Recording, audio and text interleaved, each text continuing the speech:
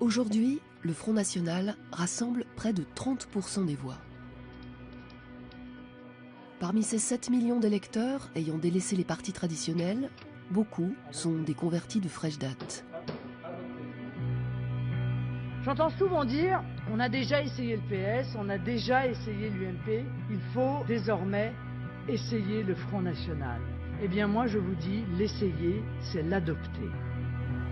À quoi ressemblent donc ces citoyens qui choisissent de délaisser les partis traditionnels? Quelles sont leurs motivations, leurs espérances?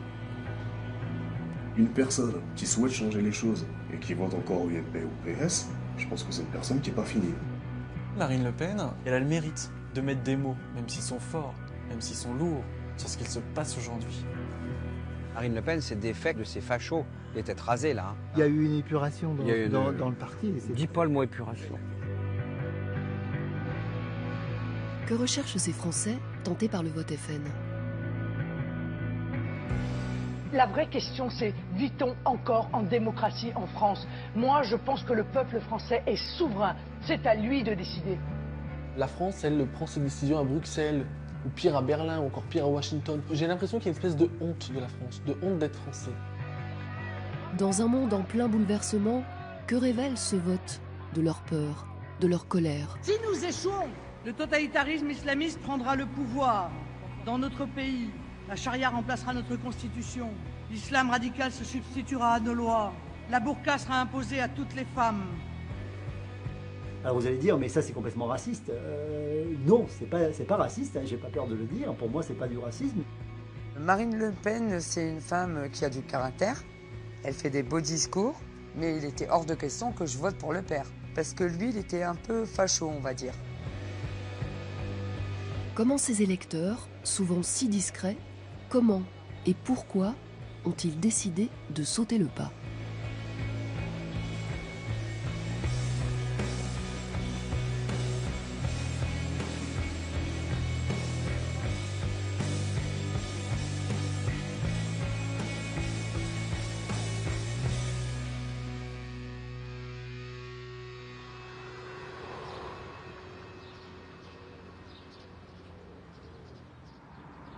Parmi ces citoyens qui ne correspondent pas au portrait robot habituel des électeurs du Front National, certains ont longtemps été ancrés à gauche.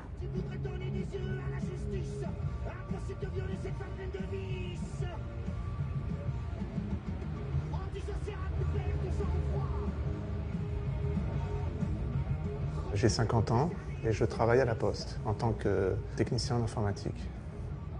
Je suis fonctionnaire, donc c'est vrai que j'ai une certaine sécurité de l'emploi.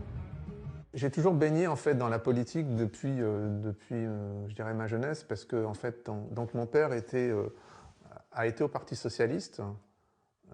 Il était adjoint au maire dans une commune dans l'Oise. Il était délégué syndical à la CFDT quand il travaillait. Ma mère était enseignante, donc on a toujours parlé politique au sein de la famille. J'ai intégré la LCR, donc la Ligue communiste révolutionnaire d'Alain Krivine. Et à la même époque, j'étais militant à SOS Racisme et j'étais même cadre national puisque j'en faisais partie du conseil national de SOS Racisme.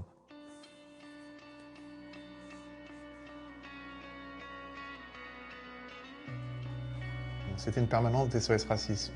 Et donc là, je devais recevoir certainement un étudiant qui avait peut-être des problèmes de carte de séjour, quelque chose comme ça. Fondamentalement, je n'ai pas l'impression d'avoir trahi mes opinions de l'époque. Je pense que je suis toujours du côté du peuple.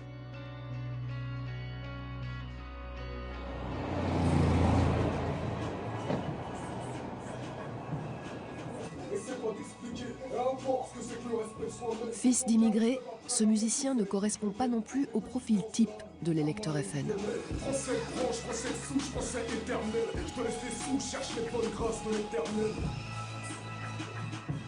Qui je suis? Bah écoute, un jeune de banlieue parisienne qui fait du rap, qui est passionné par plein de choses. J'ai grandi dans le 94, dans le Val-de-Marne, dans la banlieue sud. Racisme, discrimination, le rappeur est familier de tous ces préjugés. J'ai été confronté à des hostilités toute ma vie. Je suis en France, je suis de cette couleur-là, je suis d'une religion supposée, et donc je suis stigmatisé. Par exemple, je vais à une fête, et puis à un moment, il y a une musique qui passe, du rail, ou une musique africaine, un truc, et puis directement on te regarde, avec un sourire et une tête bienveillante, et on te regarde, on te dit « Ah, c'est ta musique, va danser ». Et je pense que c'est les premières choses où tu comprends que, en fait, que t'es pas français, ou on veut te le faire comprendre en tout cas. Je pense qu'on a un gros problème identitaire en France. Et qu'on a déjà énormément de mal à se sentir français. Alors qu'on est tous nés à Vitré, on est tous nés à Choisy, on est tous nés à Thiers, à Orly, on est tous nés à Bobigny, à Saint-Denis, on est tous français.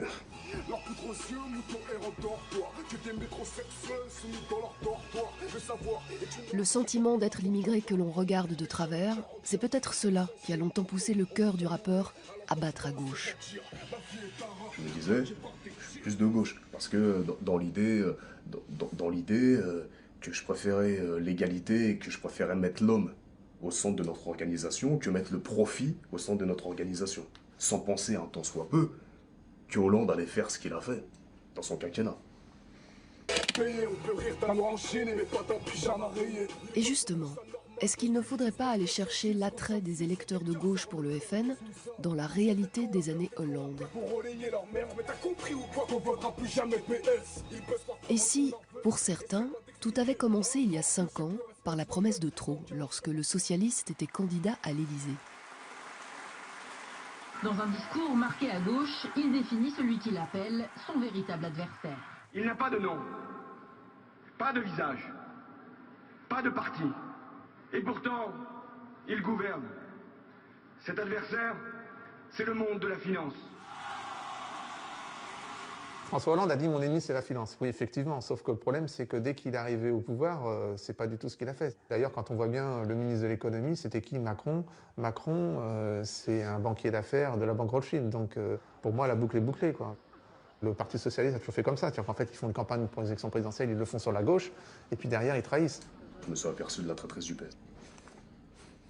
Qu'en fait le PS, qui se revendiquait de gauche, en fait n'était pas la gauche, n'était pas de gauche, on n'était pas représentatif des gens qui se disent de gauche, qui ont voté pour eux. Et donc là je me suis dit ah voilà, il y a un gros problème.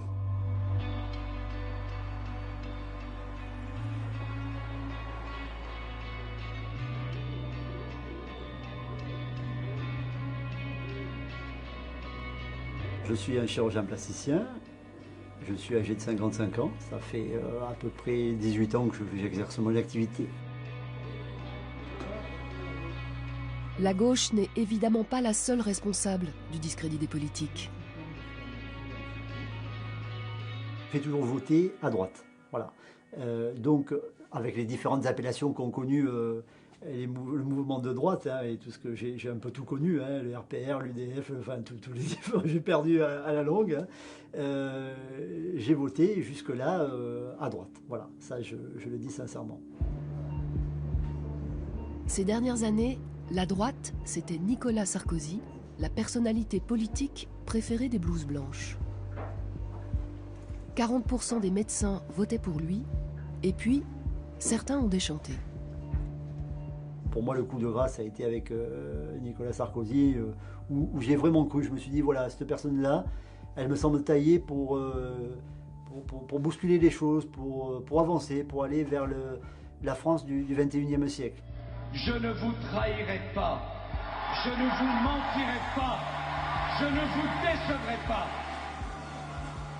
Il est arrivé au pouvoir. Il s'est passé 2-3 petites choses en début de quinquennat qui n'ont pas mené bien loin. Et puis, c'est fini. On est retombé dans le roulement habituel. Donc, au final, c'est pas du tout ce pourquoi moi je l'avais voté personnellement. Hein, voilà. Donc, je suis un grand déçu, effectivement, de la politique de Nicolas Sarkozy.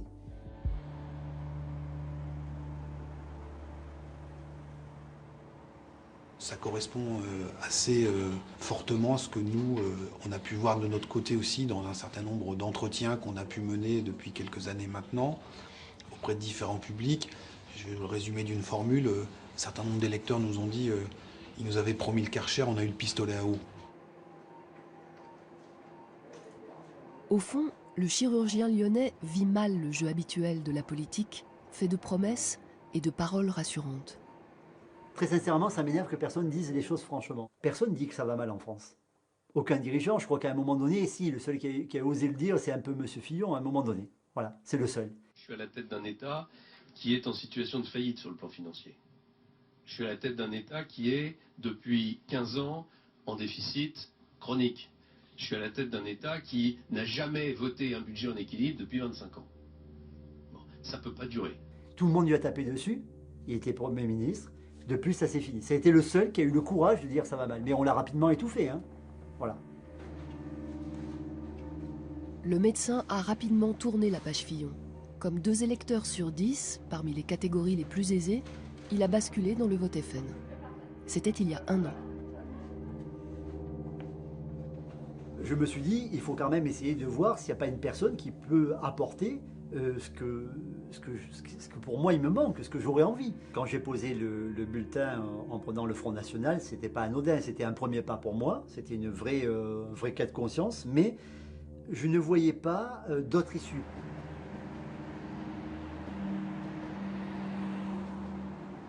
On est aujourd'hui en France dans une situation de désaffection à l'égard de la classe politique qui déborde très largement au-delà des frontières du Front National. Il y en a qui disent à droite que la droite fait une politique de gauche, et il y en a qui disent à gauche que la gauche fait une politique de droite. Et c'est ça qui profite à Marine Le Pen. La crise a érodé la confiance des Français dans les élites. Et ces dernières années, la cote de popularité des politiques n'est pas sortie indemne de certains scandales retentissants. 2 semaines après sa démission, Jérôme Cahuzac a reconnu donc ce qu'il avait toujours nié jusqu'ici. Il avoue détenir un compte bancaire à l'étranger, un compte ouvert en Suisse et transféré à Singapour en 2009. Pas un mot et un sourire. Il est 17h, Jérôme Cahuzac vient d'avouer son mensonge au juge et il s'apprête à le faire maintenant devant tous les Français. Cahuzac, avec la personne qui est censée être le boss, des personnes qui est censée, je sais pas quoi, gérer le fisc, le fisc, le budget, etc. Et puis derrière, le mec qui se retrouve à mettre des centaines de milliers d'euros ailleurs. C'est pour moi véritablement un escroc. Je crois que quand on se doit d'être homme politique, on ne doit pas jouer avec ça. Et c'est ces mêmes gens-là de gauche qui nous disent « Mais nous, on est les gentils. Le FN, c'est les méchants. »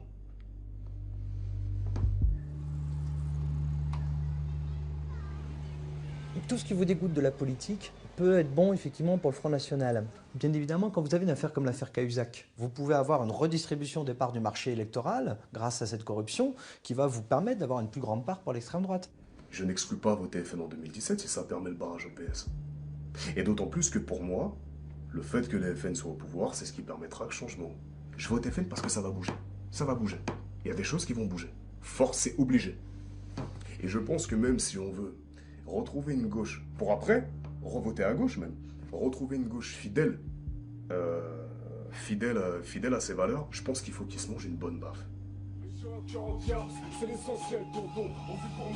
L'enfant des cités manie le bulletin Front National comme une arme pointée sur le pouvoir traditionnel. Ils sont de plus en plus nombreux à lui emboîter le pas dans cette expédition politique punitive.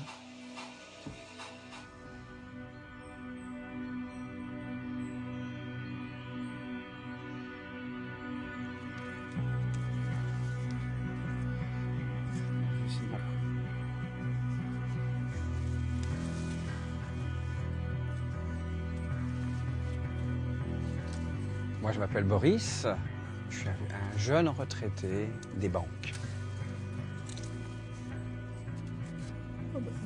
Je suis très heureux depuis 4 ans d'être à la maison et avoir une autre activité. Moi, je suis Eric et on est ensemble depuis 27 ans. Pour nous deux, ça va très très bien. Ça roule, c'est du bonheur. Tout à fait. Regarde-moi ça. T'as vu un peu? Mais les oiseaux, ils ont déjà pas mal. Oui, mais les oiseaux ont besoin de manger. Il n'y a pas que nous. Faut pas être égoïste. Regarde ça. Regarde-moi ça, comme c'est beau. Le couple a acheté une propriété dans le nord de la Bourgogne. Il a ouvert des chambres d'hôtes. Cette miniature-là et celle-ci pourrait être sur le côté ici. Là, on a mis ça. Oui, mais le problème, c'est les miniatures. c'est que tu peux pas les mettre n'importe où. Ou alors ici, de part et d'autre. Pourquoi pas? Là. Nous, on votait centre-gauche, socialiste. Moi, j'étais plutôt droit. Voilà. Parce que j'y croyais, on y Moi, croyait. j'étais plutôt droite classique. Et là, actuellement, effectivement, on est prédisposé à voter Marine Le Pen, mais à défaut, on peut voter autre chose. Si un homme de droite sort du lot, si un homme de gauche sort du lot, pourquoi Mais pas? c'est vrai qu'elle a un Pourquoi discours pas différent des autres. Ah ben complètement. Tu viens ma foufou, viens. Parmi les homosexuels, certains se rapprochent aujourd'hui du parti frontiste. Et l'adoption du mariage pour tous n'a pas ralenti la tendance. La France autorise le mariage et l'adoption aux couples homosexuels. Les députés ont voté le texte par 331 voix contre 225. Une journée d'émotion et de joie pour ceux qui militent depuis des années. Les premiers mariages pourraient être célébrés dès le mois de juin. Eh bien, nous allons procéder au de vous lever. Alors, en application de l'article 75 du Code civil... La loi qui est passée est bienvenue. Au moins, elle sert à nous donner de la sécurité dans le couple. Au nom de la loi, je déclare M. Éric Roger-Chartier et M. Maurice René Fernand Charvaux unis par le mariage.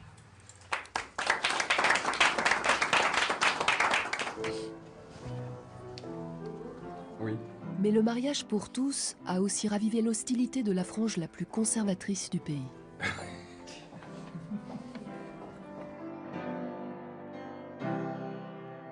Le mariage a créé de l'homophobie. A créé de l'homophobie, ouais. Un réveil de gens tarés, quoi. Un livret, c'est marrant ça. Je savais pas qu'il faisait un livret. Avant le mariage pour tous, il y avait quelques colibets, on va dire, des colibets, des... Ah oui, les PD du coin. C'est bon. Mais après le mariage pour tous, là, c'est passé à l'acte. Là, on s'est attaqué nos biens et presque à nos personnes. Le 6 août, il s'est passé qu'il y avait une bande de jeunes, des enfants bien établis de familles du village. Ils sont attaqués à nous en nous jetant des projectiles et on trouvait le moyen de bousiller ta voiture. Et effectivement, le lien était vite fait. La conclusion, c'est parce qu'on est deux mecs, quoi, c'est tout. J'ai fait une lettre au procureur de la République, en lettre recommandée, en expliquant les faits. La réponse qui nous était apportée, une simple fiche technique, cochée de croix, voyait avec la gendarmerie. Là, ils s'en foutaient royalement. La demande a été rejetée.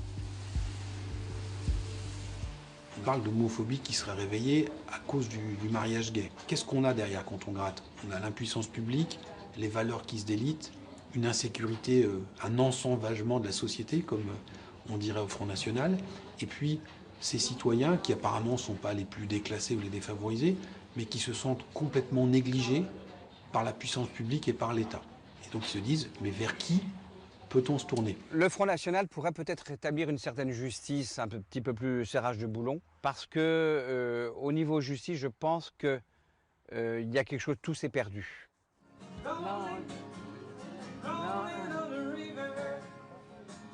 Selon certaines études d'opinion, il y a encore 5 ans, la moitié des homosexuels votaient à gauche. Aujourd'hui, un couple gay sur 3 déclare sa préférence pour le Front National. À leurs yeux, le parti frontiste serait quasiment devenu un parti comme les autres.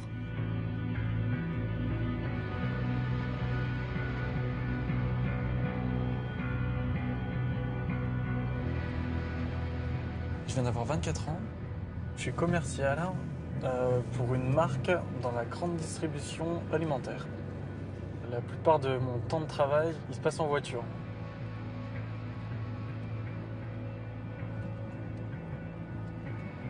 J'ai été élu par les lecteurs du magazine Têtu, Mister Gay 2015. C'est un concours de beauté qui va élire chaque mois un Mister Gay et il y a un gagnant pour représenter l'année. Les lecteurs du magazine Têtu savaient, ils connaissaient ma sympathie pour le Front National, ce qui ne les a bien évidemment pas empêchés de voter pour moi. L'élection de ce sympathisant frontiste affiché le confirme. Les homosexuels et Marine Le Pen se font les yeux doux.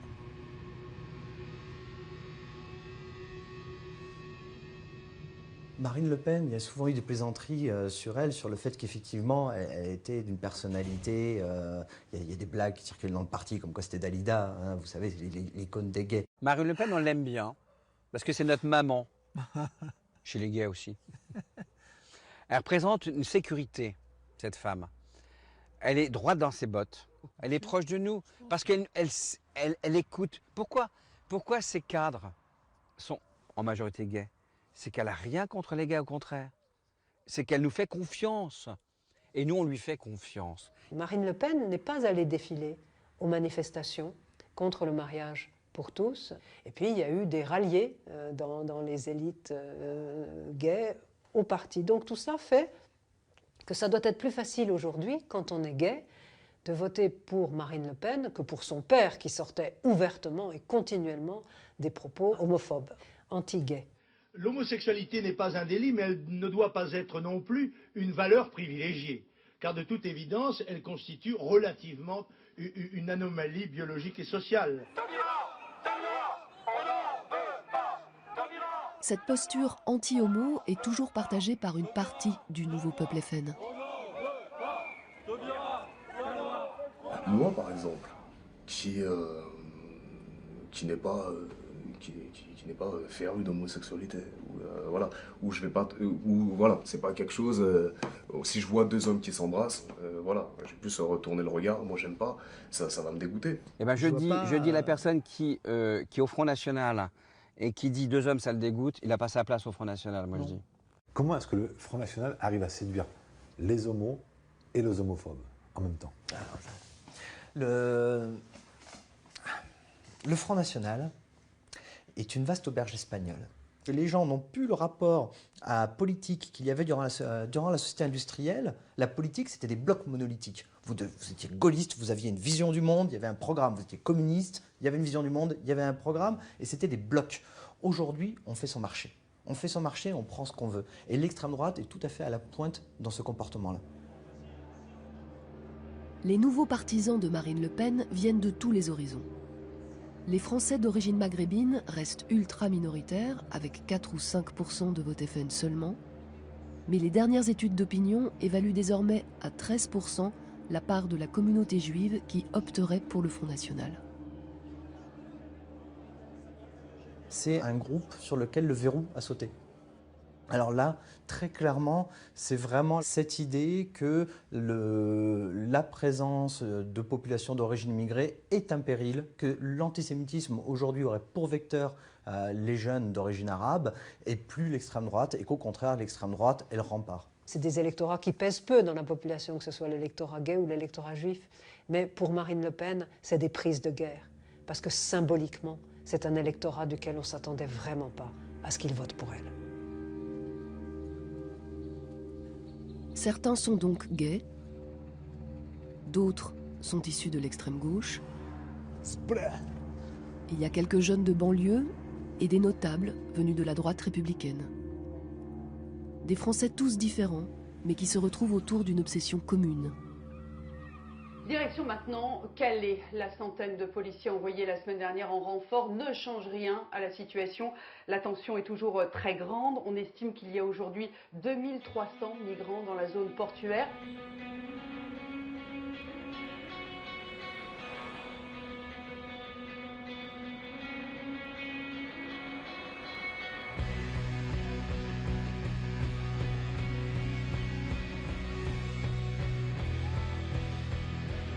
Je m'appelle Valérie, je suis calaisienne. Je suis issue d'une famille ouvrière. Je suis dans le commerce. Et je pense que je finirai dans le commerce parce que c'est ma vie. Moi, comme d'autres commerçants de Calais, c'est très difficile économiquement. Je vous parle de la ville de Calais parce que c'est nous qui sommes en difficulté, c'est nous qui avons récupéré les migrants.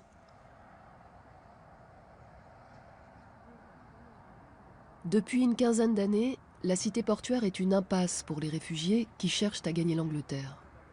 Cette crise migratoire, mal gérée par les pouvoirs de droite comme de gauche, a exaspéré la population.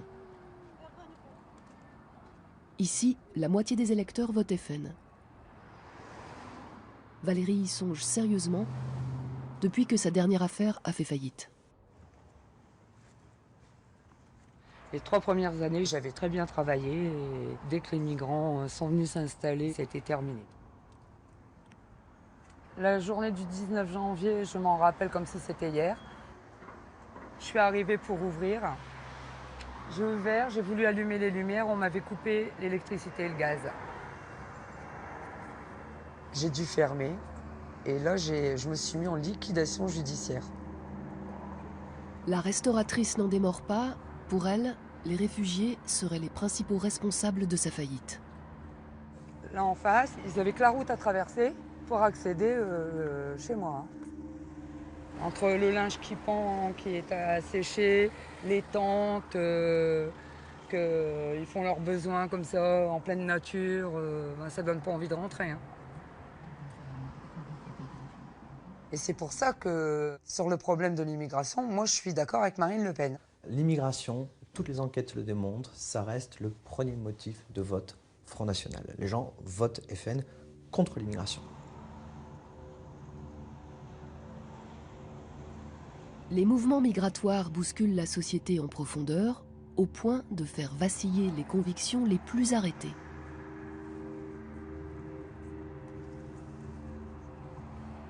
J'ai pris un petit peu de recul par rapport à l'extrême gauche quand j'ai commencé à travailler sur Paris, donc quand je travaillais dans le 18e arrondissement. Donc, les gens qui venaient dans le bureau de poste, c'était une population donc, très difficile socialement et puis beaucoup d'émigrés aussi.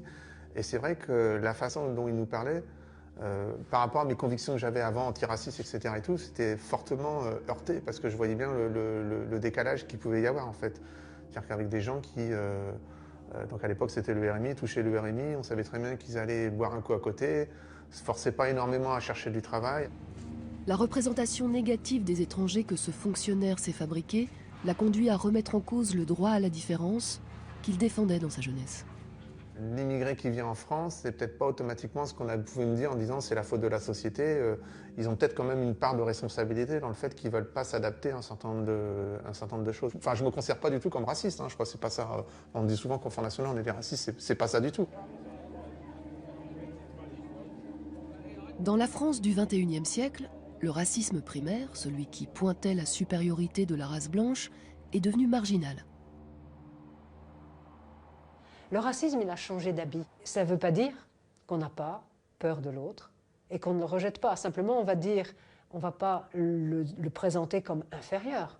On va dire il est différent. Il est trop différent. Et le résultat concret est le même. Peut-être c'est moins insultant au niveau des propos, mais ça reste un rejet sur la base de valeurs qui ne seraient pas partagées.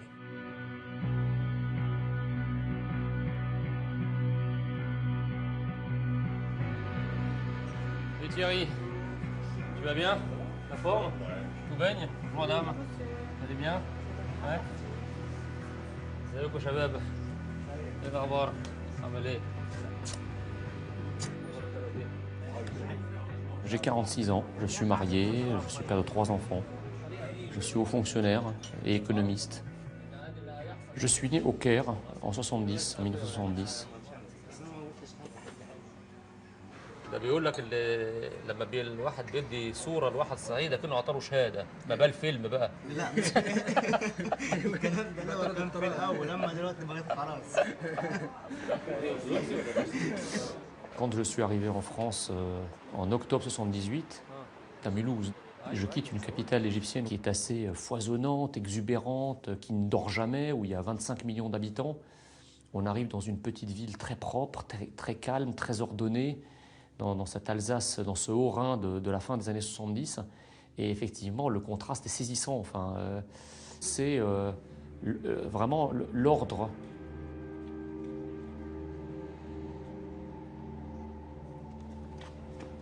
Quand j'ai eu 18 ans, j'ai donc fait une démarche pour demander la nationalité française. Pour moi, c'était presque une renaissance. J'avais un prénom de naissance égyptien qui était Hossam. Et j'ai francisé mon prénom et j'ai pris donc le prénom de Jean en 90. Aujourd'hui, mes ancêtres sont à la fois les pharaons et les Gaulois. Mes ancêtres sont devenus les Gaulois dès lors que j'ai embrassé la culture française, que je suis devenu français. L'énarque a beau avoir grandi en France en tant qu'étranger, les immigrés, ceux qui sont arrivés après lui, ils n'en parlent plus qu'en termes de gestion comptable. Au milieu des années 70, si vous voulez, on n'avait pas tout le stock, entre guillemets, d'immigrés qui est arrivé par la suite. Donc moi je suis arrivé dans une classe d'école où j'étais le seul immigré à l'époque, à Mulhouse. Il y avait peut-être un Espagnol et un Portugais, ce qui était considéré aussi à l'époque comme des immigrés. Mais je dirais j'étais le seul immigré non européen dans la classe. Aujourd'hui, vous avez des endroits où des classes entières, il n'y a plus un seul Français de souche. Le haut fonctionnaire a totalement intériorisé le discours du FN. Naturalisé français, il est atteint d'un syndrome bien connu. On appelle cela « le dernier arrivé ferme la porte ».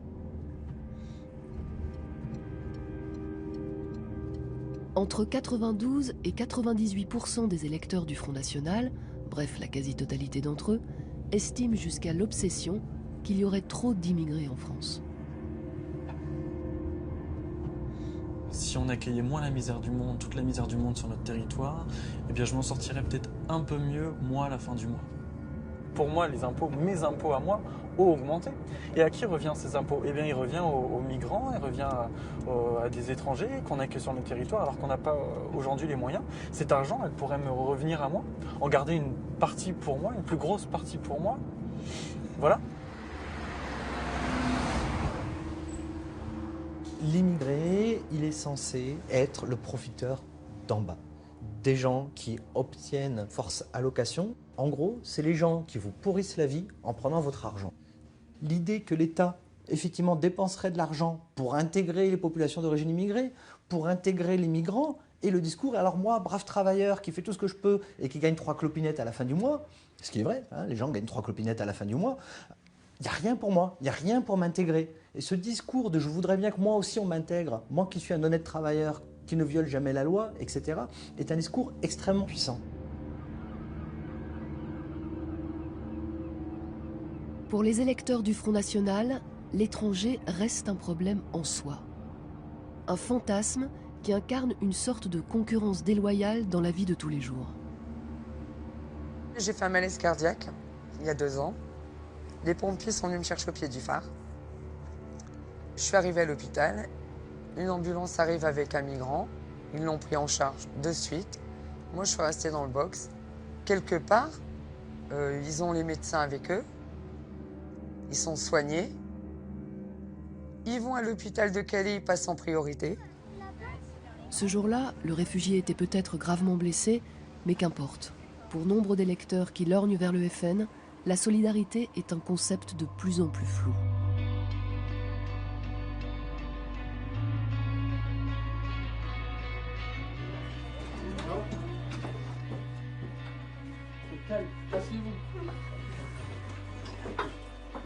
Je suis enseignante d'histoire-géographie, de français et de culture générale depuis 4 ans maintenant, et j'habite sur Nîmes. En 5 ans, le nombre d'enseignants qui penchent vers le FN aurait plus que doublé. Dans l'éducation nationale, bastion traditionnel de la gauche, un prof sur 10 donnerait aujourd'hui sa voix au parti de Marine Le Pen. Ce que propose le Front National aujourd'hui pour les enseignants, ça correspond à la réalité de ce que les enseignants voient sur le terrain. C'est-à-dire que quand vous avez le Front National qui propose des mesures pour rétablir l'autorité du prof, c'est-à-dire que ça passe par des mesures très symboliques et très simples, le prof arrive, on se lève, il n'y a rien de sorcier. Ça vous parle, d'accord ? Ça vous parle parce que c'est quelque chose qui fait presque partie de votre identité, vous voyez ? L'identité, une préoccupation qui résonne avec l'histoire personnelle du jeune enseignant. Moi, mon grand-père est portugais. Je renie pas du tout le Portugal. Sauf qu'à aucun moment, je me sens portugais. À la finale de la Coupe de l'Euro, Portugal-France, j'ai soutenu la France. J'ai pas soutenu le Portugal. Vouer un culte à quelque chose de passé, c'est une fabrication. Parce que quoi ? Moi, je suis pour l'assimilation. Ça veut dire, j'arrive, je remplis à 100% les conditions pour montrer que je vais être français. À 100%. La langue, je dois savoir parler français. Je dis pas qu'il faut savoir conjuguer au subjonctif, mais il faut savoir parler français, on parle français. On parle pas arabe, on parle pas russe, on parle pas anglais, non, on parle français.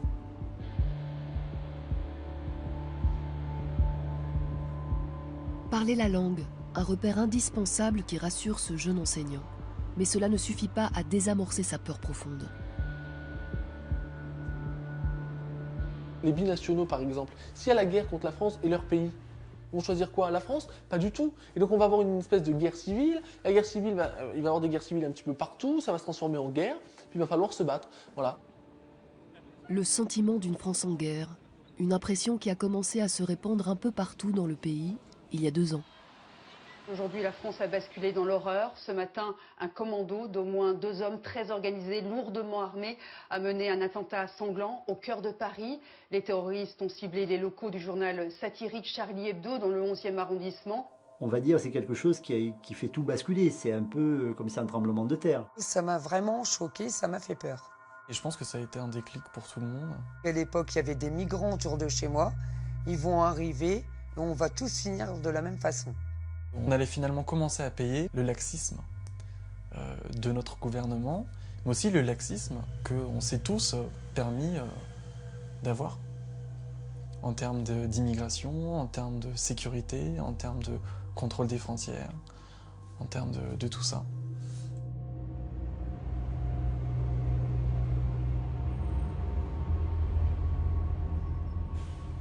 À Nîmes, une ville d'où sont originaires une cinquantaine de djihadistes français aujourd'hui partis pour la Syrie et l'Irak, le jeune enseignant est persuadé de vivre en état de siège.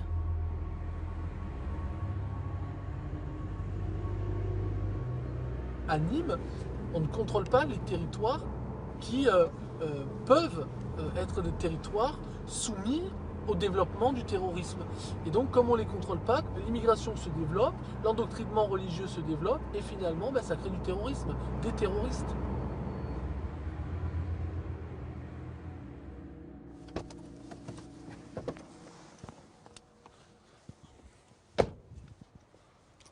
La question du terrorisme, depuis 2015, elle vient donner un visage extrêmement concret et extrêmement réaliste aux promesses d'apocalypse que tenait le Front National sur l'immigration, d'une manière très claire.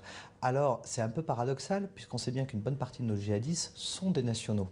Mais ils sont issus de l'immigration, ils sont de confession musulmane, donc bien évidemment, on peut raccrocher les diagnostics du Front National. Et donc le nouvel ennemi, pour certains, c'est carrément l'islam, menace pour les valeurs de la République. Moi, les gens qui ont lu le Coran, ils me disent que tout ce qui est écrit dans le Coran, ça arrive. Le terrorisme, c'est écrit dans le Coran. Après, moi, je ne l'ai jamais lu, alors je ne peux pas l'affirmer non plus. Fantasmes, folles rumeurs, pour ces Français, les ennemis sont innombrables. D'autant que le pays serait sous la coupe d'un autre adversaire de taille, les technocrates de Bruxelles. Le Royaume-Uni quitte l'Union européenne. La phrase résonne à la une de l'actualité du monde entier depuis ce matin. 43 ans après son adhésion, la Grande-Bretagne a fait le choix historique de dire non à cette aventure commune qui avait pour ambition d'être un idéal commun. Je pense que l'Europe, honnêtement, quand elle a été construite, c'est une grande idée. Et c'est une très belle idée. Après, le fait d'avoir fait sauter des frontières comme ça, avec justement aujourd'hui avec les problèmes qui se passent en plus des migrations à large échelle, on ne contrôle plus rien. Il y a une caractéristique de cet électorat, c'est une demande de protection. C'est en gros l'idée fermer les portes, fermer les fenêtres, fermer les frontières et qu'on se retrouve entre nous, dans l'entre-soi, comme c'était avant, avec le mythe d'un âge d'or. Selon les derniers sondages, les 3/4 des électeurs FN aimeraient quitter l'Union européenne. Pour eux, sur le vieux continent, les frontières seraient des passoires. Et les voyages à l'étranger les confortent parfois dans ce sentiment. Je reviens là de vacances aux États-Unis qui ont duré 1 mois. Moi, ce qui m'a marqué, c'est les contrôles à la frontière, aux douanes, à l'aéroport, qui étaient vraiment nombreux. Et ce que je ne comprends pas, c'est aujourd'hui comment est-ce que nous, la France, notre pays qui est pourtant très grand, ne puisse pas contrôler qui arrive sur son territoire, quand, pourquoi et quand est-ce qu'elle y ressort. Aujourd'hui, je suis complètement révolté par ce qui se passe. Du côté des électeurs du Front National, c'est l'Europe, porte ouverte aux immigrés. C'est l'Europe, perte de l'identité française. Et enfin, c'est l'Europe, perte de la souveraineté nationale. Nous avons toujours été un pays majeur, dans tous les sens du terme. Nous avons toujours été un pays important, un pays qui a son rang, un pays dont la voix compte dans le monde. Nous n'avons pas besoin d'être sous tutelle. Alors que faire? En attendant le grand soir souverainiste, un Brexit à la française, les nouveaux adeptes du vote FN ont remis au goût du jour un vieux cri de ralliement, le patriotisme. J'ai l'impression qu'il y a une espèce de honte de la France, de honte d'être français. De se dire, la France aujourd'hui, c'est plus rien. Ben si, ça existe. Bien sûr que ça existe. On a besoin d'avoir une union nationale autour de tous les patriotes, de bonne volonté, pour pouvoir redresser la France. Parce que sinon, la France, elle va disparaître. Tout à fait, c'est un vote de France. Je pense qu'on doit tous faire France. On est des nouveaux électeurs, des patriotes. Ceux qui aiment la France, la vraie. Hein, ceux qui la dénigrent pas. Le mot patriote, il est connoté plus positivement que nationalisme. Le patriotisme, c'est une valeur positive. Donc ils sont patriotes, ils considèrent qu'eux sont des vrais Français.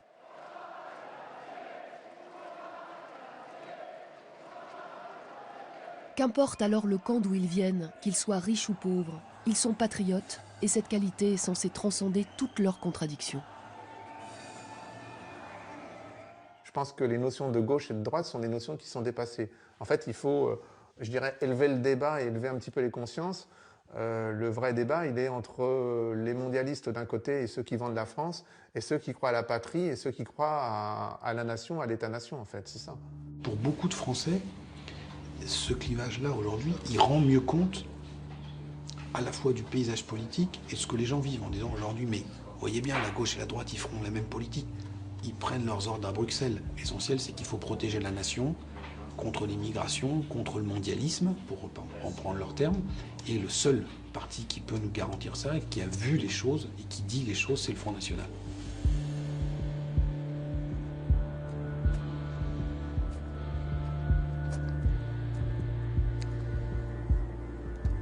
Le discours, c'est ce qui rend le parti frontiste si séduisant aux yeux de ses nouveaux partisans.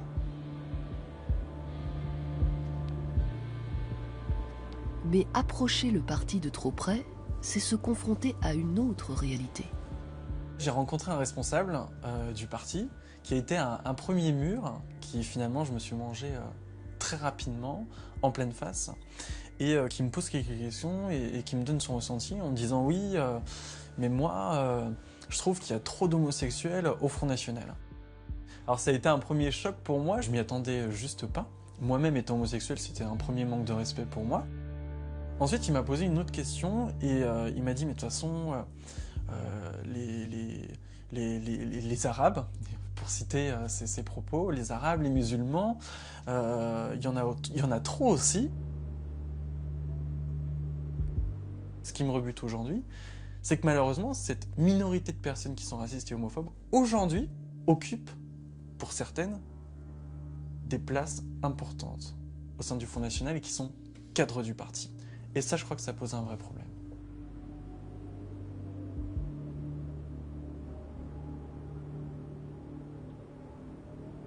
L'ancien mannequin gay avait voté Front National pour la première fois en 2015.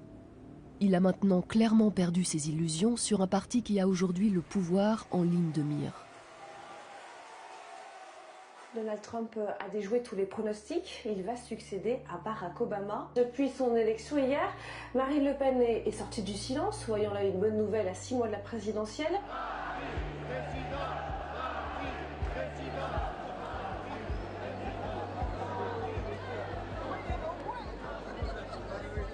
Quand Marine Le Pen est arrivée à la tête du Front National, ça a suscité un intérêt chez moi.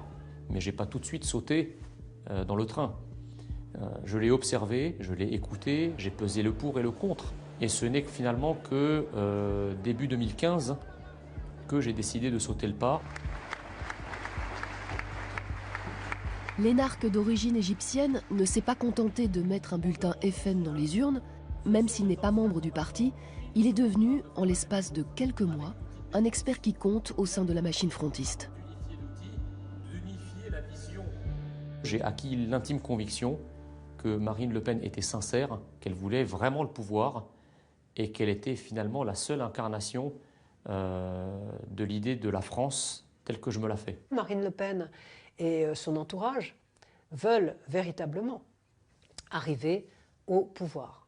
Ceci dit, ils n'y sont pas encore. Ils continuent quand même à faire peur, même si l'image du Front National est adoucie par rapport à celle du temps du père.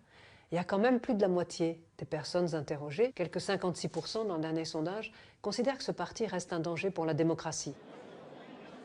Les nouveaux convertis en sont conscients.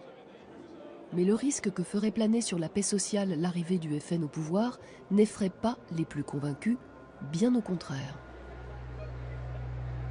Si Marine Le Pen était élue présidente de la République, je pense qu'il peut se passer beaucoup de choses. Malheureusement, gros bazar en France. On n'est pas à l'abri qu'il y ait, je dirais, des mouvements plus ou moins insurrectionnels qui se déclenchent. Les cités qui s'enflamment, comme on avait connu en 2005. En même temps, on est dans un état de droit. Comme c'est une femme de conviction et que c'est une femme avec une certaine force, elle va imposer, elle, l'autorité. Il faudra faire cesser ces troubles dans le cadre de l'ordre républicain, sans faillir, sans faiblir.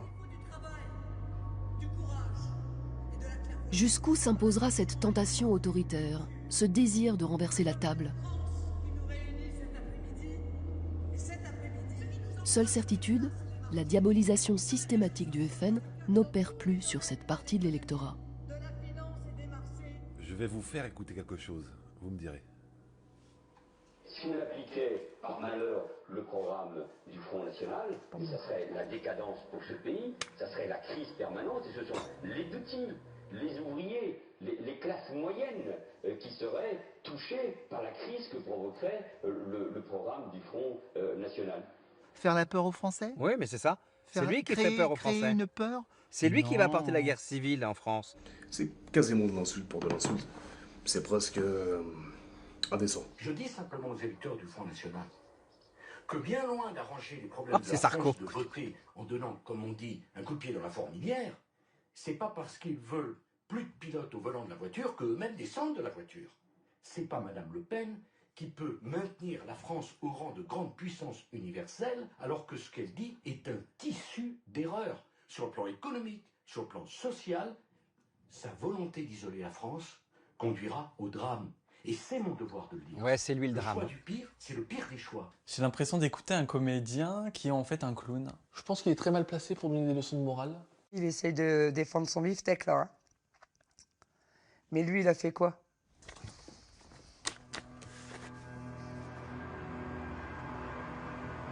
Malgré la peur, la colère, toutes ces différences et ces contradictions, le nouvel électorat du Front National reste fluctuant, imprévisible. Tous les retournements restent envisageables.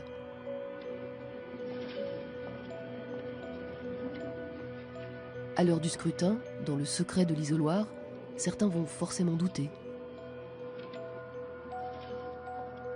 Même si je porte mes espoirs dans une nouvelle personne dans laquelle je crois, je garde une réserve. Est-ce que je ne vais pas faire basculer l'histoire le pays dans une histoire que je ne veux pas? Voilà. Peut-être qu'effectivement, je n'irai pas voter en 2017, parce qu'aujourd'hui, Marine Le Pen, elle m'a convaincu. La structure de son parti, moins. Nous, on a un vote FN, bien sûr, mais s'il n'y a pas le FN, il est clair que... Pourquoi pas Macron? Macron, il incarne l'unité de la droite et la gauche. Si Mélenchon se présente, ça sera mon candidat favori. J'oublie le Front National. Moi, Marine Le Pen, c'est par défaut. Moi, je suis ouvrière, je resterai toujours dans cette catégorie. Et pour moi, je vois bien Mélenchon nous défendre, même au niveau de l'économie. En France aujourd'hui, On peut donc osciller entre l'extrême droite et la gauche radicale, entre un vote nationaliste et un partisan de la mondialisation, et même hésiter à voter tout court. Comment le Front National pourra-t-il conserver un électorat aussi insaisissable, un rassemblement aussi hétéroclite? Marine Le Pen pourra-t-elle échapper à la loi des contraires le jour des élections venues? Entre l'ouvrier déclassé du bassin minier du Pas-de-Calais et le retraité relativement aisé de Fréjus, je caricature, ce qui les fait tenir ensemble, c'est pas les intérêts de classe, ils n'ont rien à voir ensemble. Ce qui les fait tenir ensemble, c'est le regard qui est porté sur la France, la menace qui est perçue venant des phénomènes migratoires, la dénonciation d'un certain nombre d'élites mondialisées, c'est ça qui les fait tenir ensemble. Au-delà des scrutins à venir, Marine Le Pen a d'ores et déjà réussi à capitaliser sur le désarroi de ces Français qui ont perdu tous leurs repères. Mais, le jour venu, seront-ils prêts à basculer dans l'inconnu ?